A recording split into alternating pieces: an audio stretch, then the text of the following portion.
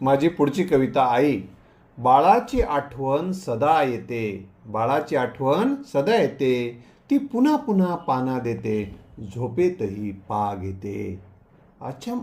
जागा झाला नाही म्हणून अचंबित होते, जे जे देणं ते ते, जे जे देणं ते ते सहज देते. किडूक मिडूक तर देतेच, पण बाळाच्या जीवासाठी किडनीही देते.